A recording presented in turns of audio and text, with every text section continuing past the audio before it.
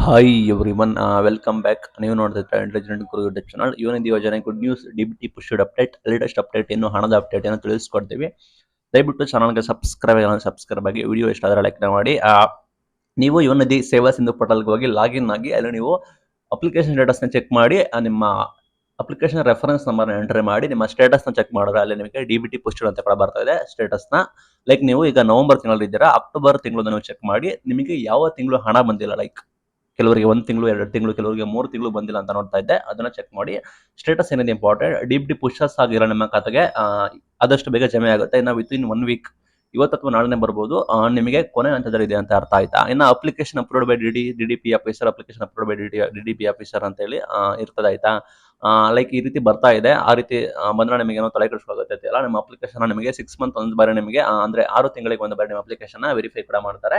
Like ಇನ್ನು eligible ಇದೆಯಾ ಏನು ಅಂತ ಹೇಳಿ. ಆ ನಿಟ್ಟಿನಲ್ಲಿ ದಯವಿಟ್ಟು ಅದನ್ನು ಕೂಡ ಚೆಕ್ ಮಾಡ್ಕೊಳ್ಳಿ. ಆ ರೀತಿ ಇದ್ರೆ ಡೋಂಟ್ ವೆರಿ, ಯಾವುದೇ ಸಮಸ್ಯೆ ಇಲ್ಲ. ಲೈಕ್ ನೀವು ಇನ್ನೂ ಸ್ಟಿಲ್ ಅನ್ಎಂಪ್ಲಾಯ್ಡ್ ಅಂತೇಳಿ ಒಂದು ಕ್ರಾಸ್ ಚೆಕ್ ಕೂಡ ಮಾಡ್ತಾ ಇದ್ದಾರೆ. ಅಂಡ್ ಇಲಾಖೆಯಿಂದ ಕಾಲ್ ಬರ್ತಾ ಇದೆ, ಗ್ಯಾಪ್ ನೋಡ್ಕೊಳ್ಳಿ. ಇವನಿದ್ ಯೋಜನೆ ನೀನು ಕ್ಲೋಸ್ ಮಾಡೋದಕ್ಕೆ ತಯಾರಿ ಕೂಡ ಮಾಡ್ತಾ ಇದ್ದಾರೆ. ನಿಮಗೂ ಕೂಡ ಕಾಲ್ ಬಂದಿದೆ ಅನ್ಕೋತೀನಿ. ಲೈಕ್ ನಿಮ್ಮ ಡಿಸ್ಟಿಕ್ ಯಾವ್ದಿದೆ ಅಲ್ಲಿ ನಿಮಗೆ ಈ ರೀತಿ ಟ್ರೈನಿಂಗ್ ಕೊಡ್ತಾ ಇದೀವಿ ಇವನಿಧಿ ಡಿಪಾರ್ಟ್ಮೆಂಟ್ ಕಡೆಯಿಂದ, ನೀವು ಬಂದು ಅಟೆಂಡ್ ಆಗಿ ಅಂತ ಹೇಳಿ ಕರೀತಾ ಇದ್ದಾರೆ. ಲೈಕ್ ಆಲ್ರೆಡಿ CM ಅವರು ಹೇಳ್ಬಿಟ್ಟಿದ್ದಾರೆ, ಲೈಕ್ ನೀವೇನು ಟ್ರೈನಿಂಗ್ ತಗೋತಾ ಇದ್ರೆ ನಾವು ಇವನಿಧಿ ಯೋಜನೆ ನಿಲ್ಲಿಸೋದಿಲ್ಲ, ಬಟ್ 2 ವರ್ಷ ಯಾರಿಗಾಯ್ತು ಅವ್ರಿಗೆ ನಿಲ್ಲಿಸ್ತೀವಿ ಅಂತ.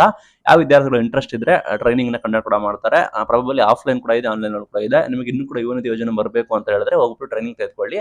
ಟ್ರೈನಿಂಗ್ 2 to 3 ಮಂತ್ಸ್ ಇರ್ಬೋದು. ನಿಮಗೆ ಅಲ್ಲಿವರೆಗೂ ನಿಮಗೆ ಅಮೌಂಟ್ ಬರುತ್ತೆ ಇವನಿಧಿ ಯೋಜನೆ.